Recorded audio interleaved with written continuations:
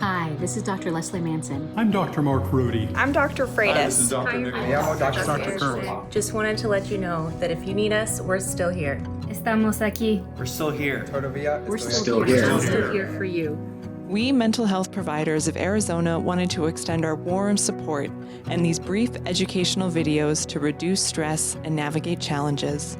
If you need help, please reach out. We're still here for you.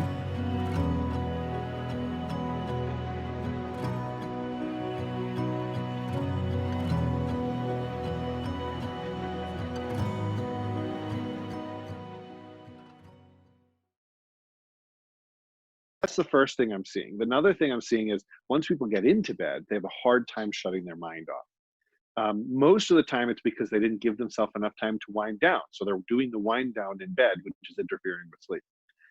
The problem with that is that if you do that enough, you can create an insomnia. So insomnia as a clinical diagnosis is a big problem because it's common. It's actually a major risk factor for mental health problems and other health issues and stress. And it tends not to go away on its own. Once you have an ingrained chronic insomnia, find an insomnia clinic, because usually other treatments, even if it's stress and you get your stress treated, you might still have insomnia. Because of how insomnia works, what it does, it takes on a life of its own, because what it does is it becomes programmed into your sleep pattern, where you get into bed and instead of being able to fall asleep, you're programmed to be unable to fall asleep because that's what your body learned to do.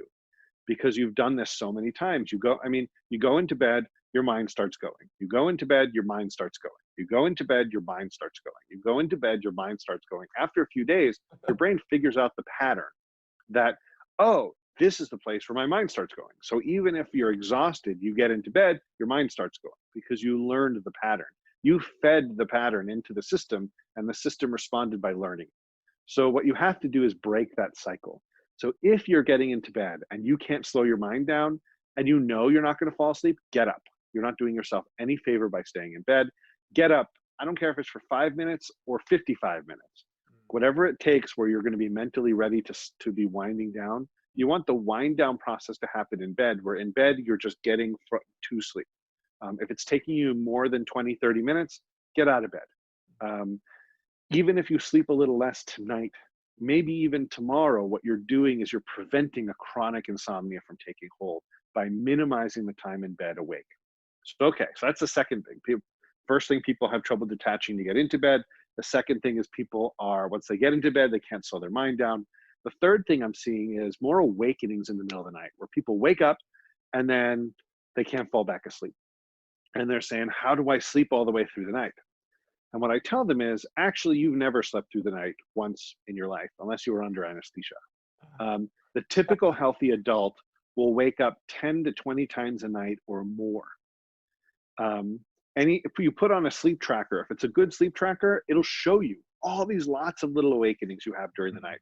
It's fine. They're medically harmless. They're totally normal. And you won't remember them. They're usually going to be 30 seconds to 2 minutes, and you're not even going to remember any awakening under 3 minutes. If it felt like 30 seconds, it was probably a 4 to 5 minute awakening. It's just the memory systems don't really kick in. It's fine. It's a natural phenomenon. It doesn't impede your ability to feel like your sleep was restful. But so keeping you asleep is not the issue. The issue is when you wake up, do you stay up? When you're supposed to wake up and then go back, wake up, go back, wake up, go back. Or wake up, go to the bathroom for 5 minutes, come back and go back to sleep. That's normal, that's fine. But if one of those awakenings starts running off and turning into a big awakening, that's a problem. That's the problem. And there's a couple reasons for that, why that would happen. Number one would be that if you've trained yourself, like I was mentioning before, that the bed is a place where you don't fall asleep, that will generalize to the middle of the night, where you wake up or maybe you were exhausted at the beginning of the night, but you've woken up so much in the middle of the night, or maybe you struggle to fall asleep at the beginning of the night, and the ability of the bed to trigger a sleep response is so diluted that your brain's like, oh, I'm in bed. That's my tossing and turning place, right? So that's what I'm going to do. So you learn that response. So that's one reason why. Another reason why is some sort of physical or medical issue. So people with pain, untreated sleep apnea, or some other issue can have more awakenings, and awakenings that are harder to calm down from because their body's activated. Another potential cause is something in the environment. So like if you're in a place that's noisy, or a bed partner rolls over and makes a bunch of noise or something, that'll trigger an arousal even if you were asleep. And by the time you're awake, you have no idea what triggered it. You don't hear it anymore. You're not feeling the person roll over anymore, but your body's still now coming down off of that arousal. And the fourth thing, and this is the one that I think is happening more common now, is that a lot of people will say, I wake up and all of a sudden I'm sort of wide awake and I'm thinking and worrying about stuff. Because what happens is, when we're carrying all these fears and anxieties that a lot of people are carrying right now, and stresses, what happens when you wake up, these stresses and anxieties have been standing right over your bed waiting for your attention. And so as soon as you wake up, they're like, hey, you're awake. Okay, I've got all this stuff I need to talk to you about. And this is your mind. Visual. Right. And so, but a lot of people do this with their thoughts, where especially right now, they're so chomping at the bit and available to your brain that as soon as there's any activation, they flood in. And before you even realize what happened, you're worrying about tomorrow, or, I want to go to the grocery store today, and is there going to be any paper towels today, or whatever, and is the food supply okay? Or what if someone's so sick, or my daughter still has to go to work, what if she gets, all this stuff that's been hanging out while you were asleep. But as soon as you're conscious, it's like, okay, it's like, it's like the kid standing on the edge of your bed waiting for you to wake up, and then you open your eyes, oh, and they're right there and you're wide awake. And so this is what people do with these stresses. I think this is happening a lot now. Yeah. So what I would say for those people to do is, if your body becomes very active, I would work on a relaxation technique, whether it's relaxing your body with deep breaths, or even a mental relaxation technique, like some sort of guided meditation or imagery to get you out of your body and into your mind. Or if you're just mentally active, do some sort of physical relaxation. Again, deep breathing could be good, or just some sort of body scan or muscle relaxation. That can help. Or sometimes if you just can't detach from that thought, maybe some sort of simple distraction technique. Like giving yourself a mental task to process, to use your brain's CPU for something totally useless, like math problems, or right, or just something to burn that energy on something that's not going to make you more activated for a few minutes. If it's going to take more than a few minutes, like I said before, out of bed. Wait till you're calmed down before you can do it again. So we've got these awakenings during the night. And then the last thing I'm seeing is that when people's awakening time is getting all over the clock, especially as people are staying up late, they're sleeping in later, and a lot of people are staying indoors. So their daily rhythms are totally disrupted. And this is a problem because these 24-hour rhythms play roles in everything from cellular metabolism of glucose, to mood, to energy, to brain function. All of these things are interconnected in these rhythms, including sleep-wake. And sleep-wake could be something that throws off these rhythms. Another major component is light exposure rhythms. So if you're waking up in the morning and you're not getting any kind of light, and your daytime is just sort of a blah and a blur across the day, you have no real defined rhythms. What's going to start happening is you're going to start feeling yucky. You're not going to be having the same sort of energy.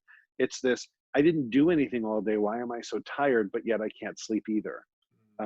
You get this dysregulation, and where you have sort of like you're hungry and not hungry at the same time. And our circadian rhythms are thrown off, or right, and where they may be shifted. I mean, or they just may be flattened, where there's where the rhythm is just disintegrated or disorganized, and and your body doesn't know what time it is. Is it eating time? Is it sleeping time? I don't even know. And so what happens is you get this dysregulation of rhythm. So what I would say for people like that is, start setting a rhythm. If you at first you control the rhythm, you get up at the same time in the morning, even if you slept a little less the night before, get up, getting some bright light in the morning as early as you can is actually a really great way to jumpstart your rhythms. The light exposure goes from the retina to the brain to the central clock, and to suppress the melatonin from the night. Like, getting a light pulse in the morning of very bright light, especially outdoor sunlight, for like at least a few minutes, ideally 15-30 minutes of like outside sunlight, it will jumpstart your day biologically. And you'll notice, and if you want to test this, for anyone who doubts me, when you wake up in the morning, on a scale of 1 to 10, sort of how energetic do you feel? How's your mood? How's your energy level? How do you feel? And then go out for a walk. You know, and here in Tucson, it's great because it's super sunny in the morning, and we're spread out enough that you can 6:30 a.m. You'll get direct sunlight. Yep, and it's good, and you can get outside. The weather is nice. It's not too hot in the morning. It's not too cold, and you can get outside and stay away from people, but still get some sunlight. And come back in 20-30 minutes. Do the same rating. I bet the number's going to go up.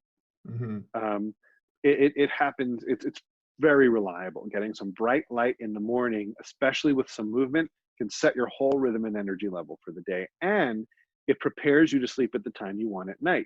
So when your day starts, there's a timer of about 16 to 18 hours. That after about that time, your body's going to be expecting sleep. But if you woke up at, say, 2 in the afternoon because you slept in, that 16 to 18 hour clock is nowhere near ready by the time you're ready. You want to go to bed at, say, or midnight. It's more like 8 a.m. So your body's like, I don't even know what time it is. Is it daytime? Is it nighttime? Is it lunchtime? Is it dinner time? Is it bedtime? I don't even know. Like, I'm getting all these mixed signals here.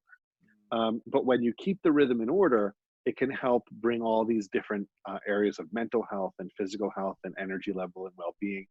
It just helps set the stage for them to work. It won't guarantee you're going to feel better, but I bet that if you're not able to have any kind of regular rhythm in your day, you're going to feel worse.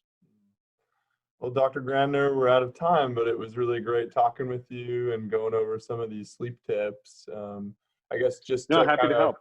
Just to run them over one more time, the first one I was hearing was see if I can disconnect, what was it, power down all electronics for landing.